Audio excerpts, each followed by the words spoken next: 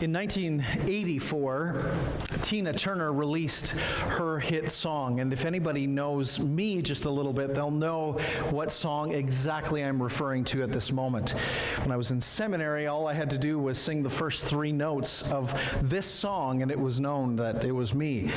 Tina Turner had released a song, "What's Love Got to Do with It?" by which she sang these words, "What's love got to do with it? What's love but a second-hand emotion? What's love got to do with it? Who needs a heart when a heart can be broken?" Now, it's an interesting song, and it had been a popular song, so popular, in fact, that in 1993, a film was released displaying the life of Tina Turner, her great song being the framework for the movie, What's Love Really Got to Do with It? Though many people had been offered to sing this song, Tina Turner was the one who took it up and made it into a smash hit that entered into the Hall of Fame of Music. I believe it was in 2012. Tina Turner had grown up in a Baptist home. Born in 1939, she was familiar with the teachings of Jesus, but she had strayed during her late teen years and into her 20s. And when she had found someone, as she was in the music industry, she had found that she had been put in situations where she felt compromised quite often. And so on one occasion where she had felt pressured, she fled to a man by the name of Ike Turner, who would eventually not only console her, but become her husband. It wouldn't be a relationship with lots of love. Unfortunately for Tina Turner, it would be a relationship fraught with domestic violence, being beaten and struck and abused.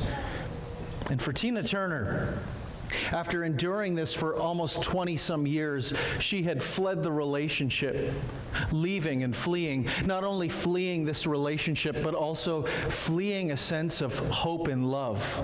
So that when she would sing, "What's Love Got to Do with It?" it would be the story of her own life. That she couldn't see love. Who needs a heart when a heart can be broken? Not only had this been the reflective story of her experience, but it had also become the reflective experience of her theological convictions. That though she had been raised as a Baptist, she had long abandoned any belief in Christianity and had embraced Buddhism, which teaches that the real nature that one must strive towards is this emptying of the self, the state of nothingness, so that emotions are really expressed weakness, which you can hear in those words. What's love got to do with it? A second-hand emotion. Who needs a heart when a heart can be broken? It betrayed so much, the song did, of Tina Turner's own not only life experience, but her own convictions and belief. And yet, Tina Turner could not live without love, because we all long for love. We're all longing for love where we can find acceptance, find that someone cares for us, so that we might also be ones who give love and display that love. We long for that. We're wired to love, and yet we find that love increasingly becomes this point of friction and pain.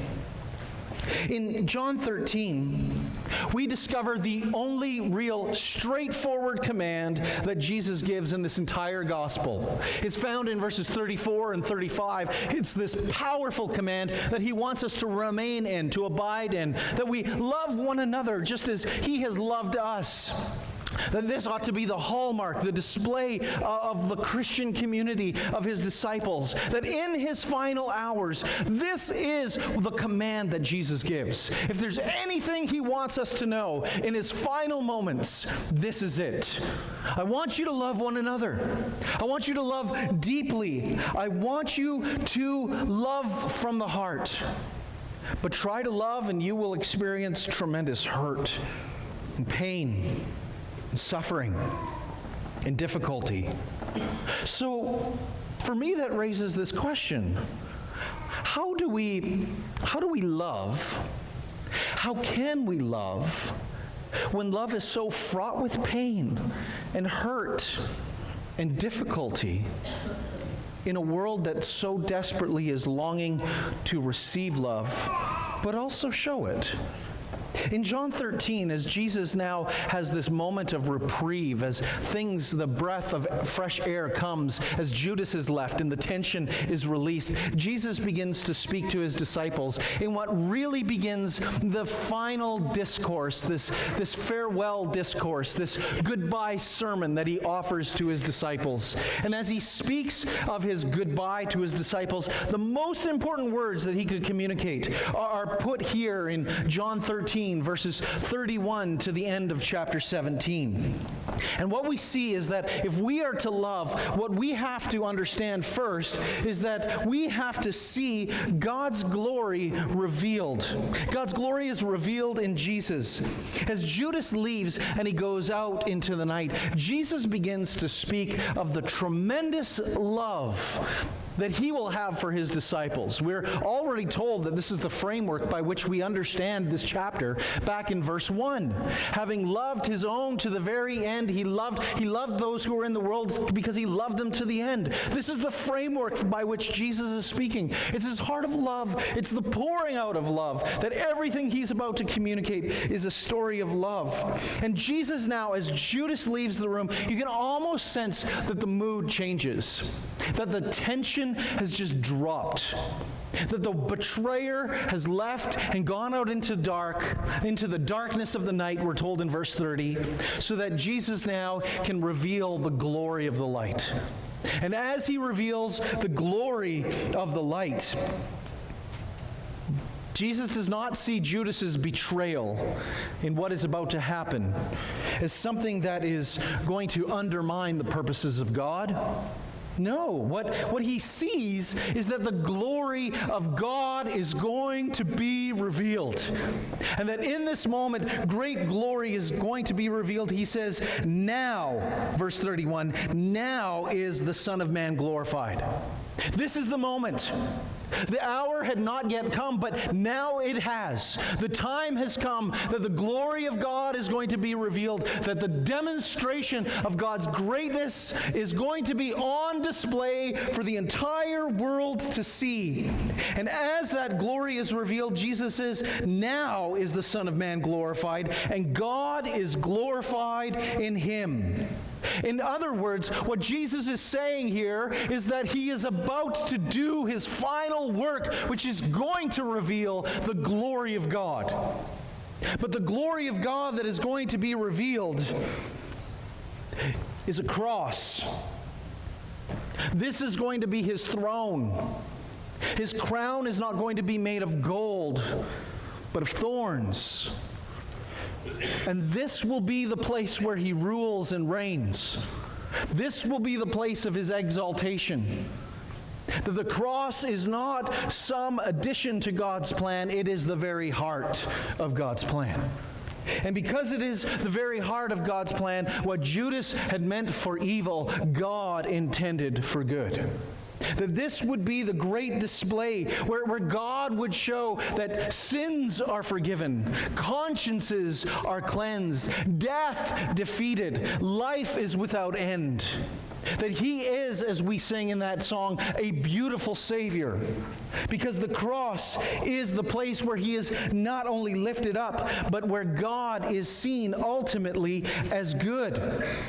In the 16th century, pastor and reformer John Calvin, he would say this about the cross, about its situation. He said, in the cross of Christ, as in a splendid theater, the incomparable goodness of God is set before the whole world. Here is glory. Herein is what is going to be seen as true greatness, true power, true love. The cross Jesus must go to alone. He says it clearly to his disciples, yet a little while and I'm with you, yet you will seek me. And just as I said to the Jews, so now I also say to you, where I am going, you cannot come. I'm going there alone. I am going alone because I alone have to show you the greatness of the love of God. No one else can see or display the greatness of God in this moment, but I must do it. This is how I am glorified. I am glorified on a cross. It's so interesting, isn't it, that in Christianity, what we celebrate, what we sing about, what we hold up at the center of our faith, what we put on our buildings is a Roman execution device. It's a bloody, torturous place. It was one of the most wicked forms of execution, a place of tremendous suffering. We put it up on the front of our church buildings, on the outside for display. We wear it around our neck or in earrings. We wear an execution device, and we sing about an execution device, and we glory in an execution device. Now, if anyone gloried in a noose or in an electric chair, we would wonder, what is going on? What kind of sadistic person is this? And yet Christians glory in the cross because this is where all glory is on display. God reveals his glory now, Jesus says. Now the Son of Man is glorified, and God is glorified in him. All of God's greatness, all of his glory, all of his power, all of his awesomeness is on display at the cross. You want to see where God is most great and most glorious? You look no further than the cross. The glory is most clearly seen at the cross because the place where humanity sees defeat, God displays his victory. Where humanity sees death, God brings life. Where we see shame, God brings salvation. And where we see humiliation, God is bringing glorification. This is why in the cross we glory in it. What looks like weakness to the world is actually the greatness and power of our God. This is why Luther could say that God is hidden in weakness. That God is not seen to the eye that is looking for superiority or heroics or great demonstrations of feat and power, but he is most clearly seen when the eye sees that it is a God who dies in our place. This is glory. And so Jesus can say to the disciples in verse 33, little children, this is the language of just affectionate love. Little children, he says to them, yet a little while I am with you. You will seek me, and just as I said to the Jews, so also now I say to you, where I am going, you cannot come. Jesus had said this to the Jews back in chapter 7, but he also says it again in chapter 8, verse 21. And if we flip back just a few pages, when Jesus says these words to the Jews, we discover an interesting context to this glory and how glory is seen. Jesus had said to the Jews as they were arguing with him particularly about his healings that were so controversial. Jesus had said to them in John 8:21, so he said to the religious leaders again, I am going away and you will seek me and you will die in your sin. Where I am going, you cannot come. So the Jews said in verse 22, will he kill himself since he says, where I am going, you cannot come? He said to them, you are from below. I am from above. You are of this world. I am not of this world. I told you that you would die in your sins, for unless you believe that I am he, you will die in your sins. And here Jesus displays how we see glory. It is through belief. It is by trusting in him that we see the greatness of the great I am. That I am he is the great I am. The God who revealed himself in the burning bush. And now the God who revealed himself in the burning bush, the God who spread the sea for Israelites to pass through, the God who rescued his people is now going to be seen in his greatest act of power at the cross. This is why we celebrate the cross. The cross does not destroy faith, it creates it. And because it creates it, this is why Jesus comforts his disciples in this moment with these words. You're not going to see me for a little while, I'll be with you, but I'm leaving you. But that's not to destroy your faith, it's to create it. And if I'm going to create faith, as you look to the cross, what you'll see is God on display. God's power, God's greatness, God's righteous punishment against sin, God's forgiveness of sinners. You'll see all of that on display. So you want to be able to love, what you have to see is God's glory in weakness. God's power on display in the cross. Before we can love, we have to see that. And that's why we celebrate this cross. But second of all, not only do we see his glory revealed, but we also consider his love displayed. If we're going to love, we have to not only see glory displayed, but see how that glory is connected with love. In this, Jesus says, is his command for his disciples in verses 34 and 35. A new commandment I give to you.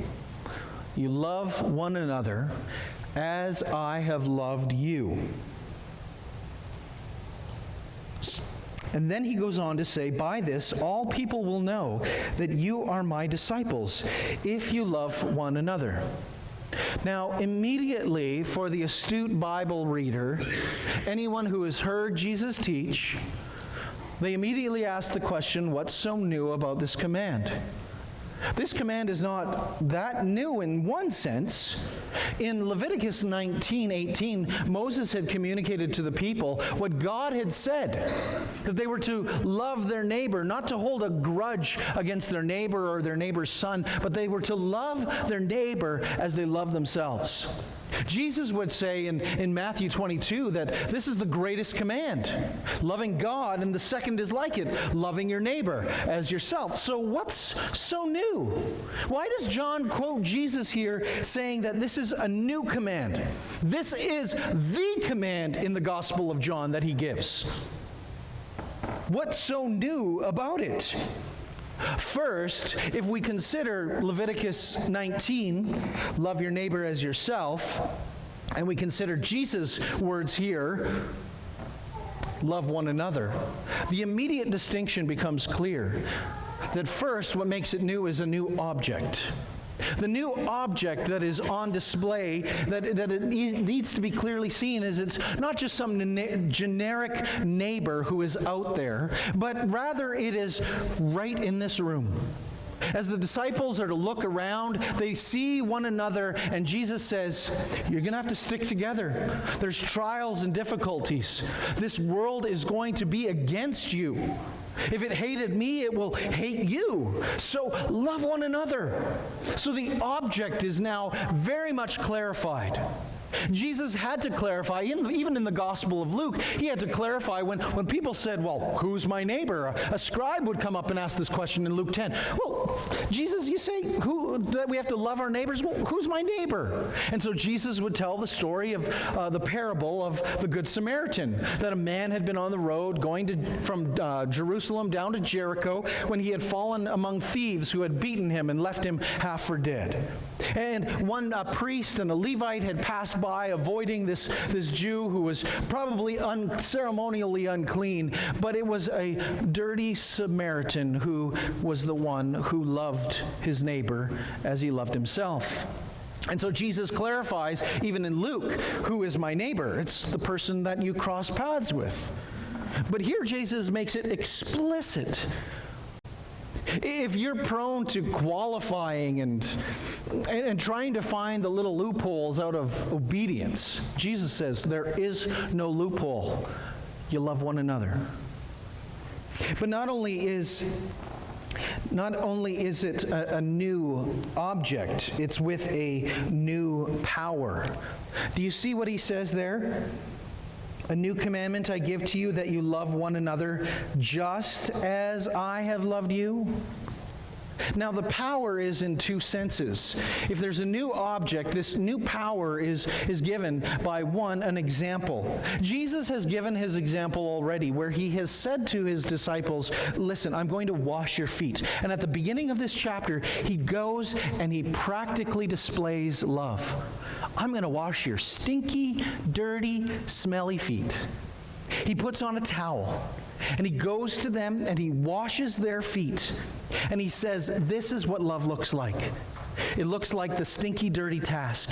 It looks like the bending down low. It looks like humiliation. It's doing what only a slave would do. This is love. And as I have done this, so you also ought to do this one for another, he tells them in John 13. But not only are you to do this, he says, not only follow my example, but he says, I'm going to go to the cross. And if you want to see what love looks like, it is the giving up of a life. But before the cross is ever an example, before love is ever an example, love is a substitution. It is Jesus in our place. It is his death for ours. It is him receiving the punishment and us receiving his righteousness. In this is love. Not that we loved God, but that he loved us. And he sent his Son as a propitiation for our sins. We love him. We heard this morning in 1 John 4, we love him because he first loved us. Before we ever get to the command, love one another, we must grapple with the glory of God on display on the cross and see that as the primary demonstration of love. When we see that this is the great display of love, what it becomes is a question mark to the world. And that question mark to the world is a confounding question mark. Francis Schaeffer, he called this the final apologetic for the Christian community. That when Christians love one another, it is, in a sense, the final defense of the faith. That no argument will defeat people's barriers to belief, but what will subvert unbelief? A love for one another. Schaeffer would say this. He said, if an individual Christian does not show love toward other true Christians, the world has a right to judge that he is not a Christian. Here Jesus is stating something else, which is much more cutting, much more profound. We cannot expect the world to believe that the Father sent the Son, that Jesus' claims are true, and that Christianity is true unless the world sees some reality of the oneness of true Christians. Because the Christian community, this is the final apologetic. It's the final display of faith. How does the world see that God so loved it? How does the world see that God sent his Son? In a world where what we hear is that this is just another myth. It's just people believing ancient myths. What will display the reality that God truly sent his own Son into the world? What will display that God the Father loves God the Son? It will be our love for one another. Just as I have loved you, Jesus says, in the same way. Which then raises the question, how will we be the question mark to the world? How will the world see in a tribalistic world where everybody groups itself into the politics of the right or the politics of the left, whether it's by ethnicity or social class? How will the world see that Christianity overcomes the divides?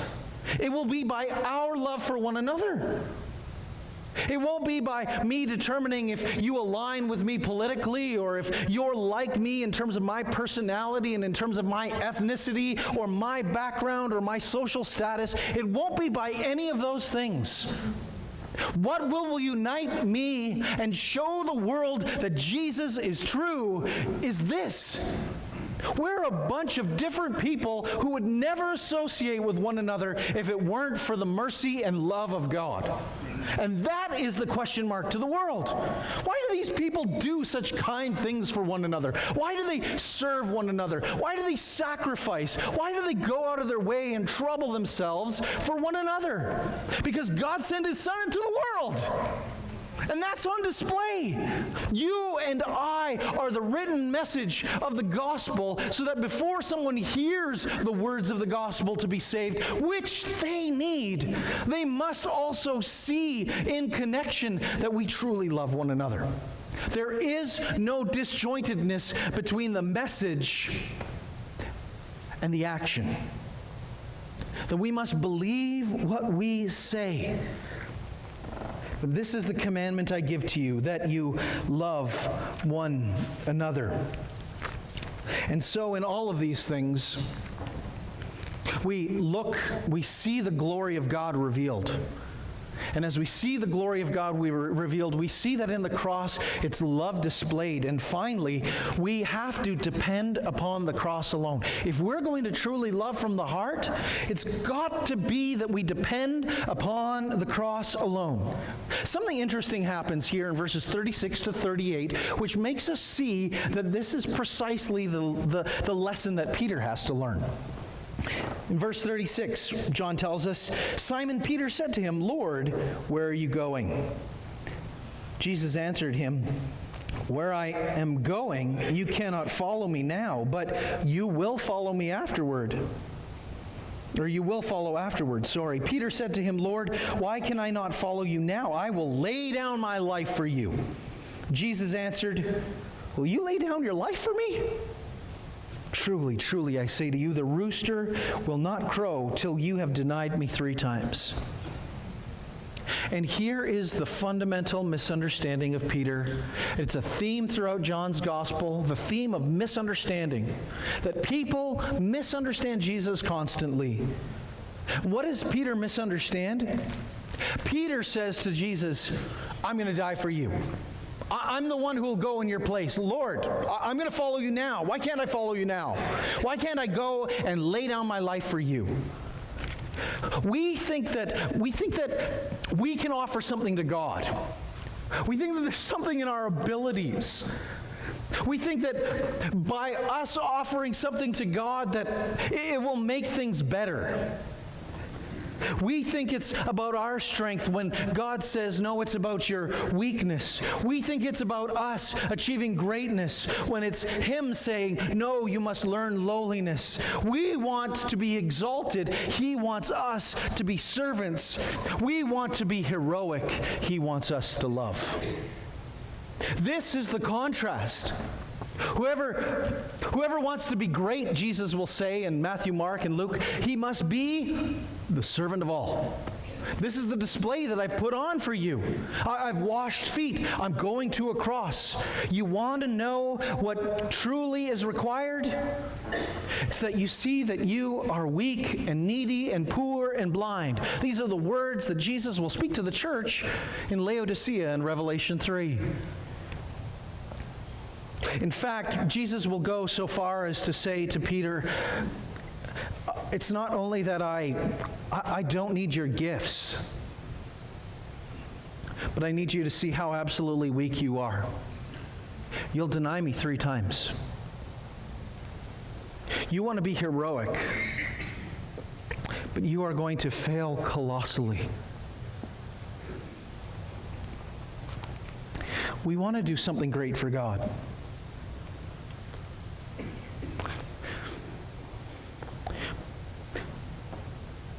But what we have to come to grips with is fundamentally God doesn't need our gifts and abilities. This will lead to burnout and failure. When we think that we are something, when we are nothing, Paul says, take heed lest you too fall. We want to leave a legacy. What He wants is us to love. Before we ever can follow this command and abide in this command, what we have to come to grips with is God's glory is on display. It's seen in the cross. It's seen in weakness. The way of weakness is the way of His greatness. That the servant is the one who is truly great. That the one who is lowly is the one who will be raised up. The one who is humbled is the one who receives grace. That to receive a crown, you have to carry a cross. And you have to see that in Jesus, all of this is God in weakness on display, that who would ever follow Jesus would pick up his cross and follow him. That then we would learn of his love. We would learn the power of that love that will keep us and sustain us and help us. That for as much as we think we ought to look and consider, how much do I love God? We ought to 10 times more often look and see God's love for us. I want to think much of myself, but I need to think much more highly of him. I want to see his greatness, his love, his sacrifice for me, an undeserving person, a sinner who had no reason to claim that I had anything to offer God to help him out. He doesn't need my voice. He can use any other voice. He doesn't need my gifts. He could use someone else's gifts. But when I see his love, then I realize he's given me these things so that I might know that the one who is made low is the one who is glorified.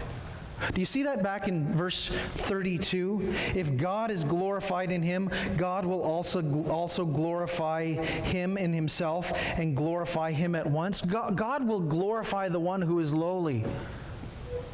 That to receive glory comes from the one who has humbled himself and made himself nothing, emptying himself, taking the form of a servant, becoming obedient to the point of death, even death on a cross. Then God exalts him and gives him the name that is above every name. You see, Tina Turner, she could say, I want to throw off love. But as much as she had experienced pain and abuse and hardship, the reality is Tina Turner still wanted love. It's interesting to me that people who don't want to love still look for it, even though their words might say, what's love got to do with it? A secondhand emotion? Tina Turner would still pursue another relationship afterwards and still find love, because we all want to be loved. Everyone needs it. You do. I do. There's a world that's needing the love of God expressed through the church. It first begins with us loving one another. C.S. Lewis, in his book, The Four Loves, he said these words: "There is no safe investment. To love at all is to be vulnerable. Love anything and your heart will certainly be wrung and possibly be broken. If you want to make sure of keeping it intact, you must give your heart to no one, not even an animal. Wrap it up carefully, round with hobbies and little luxuries. Avoid all entanglements. Lock it up safe in the casket or coffin of your selfishness. But in that casket, safe, dark, motionless, airless, it will change. It will not be broken. It will become unbreakable, impenetrable, irredeemable. The alternative to tragedy, or at least the risk of tragedy, is damnation. The only place outside of heaven where you can be perfectly safe from all the dangers and perturbations of love is hell. The only way that we can love in a world where we will have our hearts broken and tried and twisted and torn is when we see that God so loved the world that he gave his only begotten Son, that whoever would believe in him would never die, but know life eternal. That this is love, not that we loved God, but that he loved us, and that he gave his Son as a propitiation for our sins.